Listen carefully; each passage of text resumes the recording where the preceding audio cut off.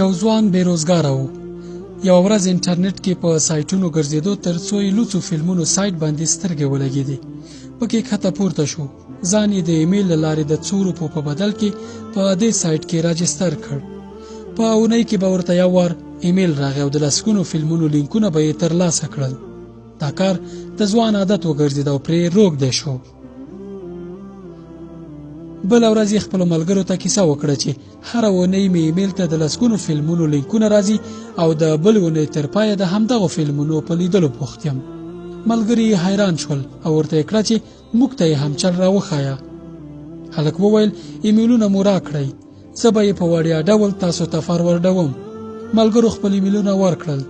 ځوان داسې سیستم جوړ کړی و چې کله به ورته ایمیل راغی په اتومات ډول به یې ملګرو ته هم ورتلو. څو میاشتې وروسته ځوان مړ شو. له مړینې وروسته یو ملګری ګوري چې د مړ شوي ملګري له ایمیل نه ورته د لوڅو فلمونو لینکونه راغلي. هلک حیران شو چې هغه خو مړ شوی، څنګه یې له ایمیل نه ماته ایمیل راځي.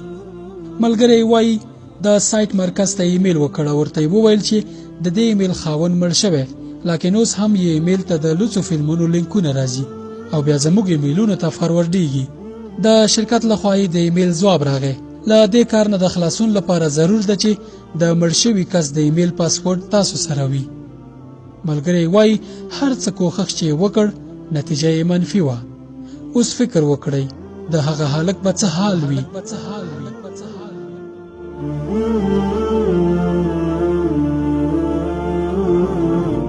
ځکه الله تعالی وایي بسم الله.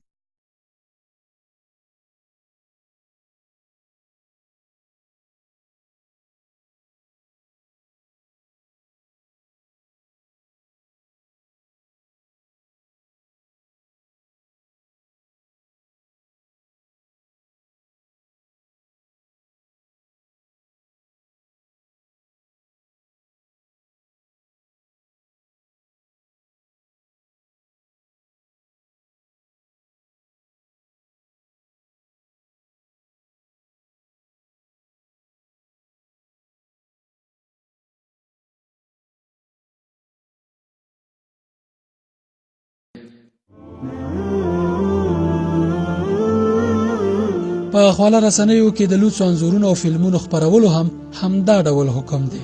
که غواړئ چې په آخرت کې له عذاب نه وژغورل شئ، د فحشا له خپرولو ډډه وکړئ.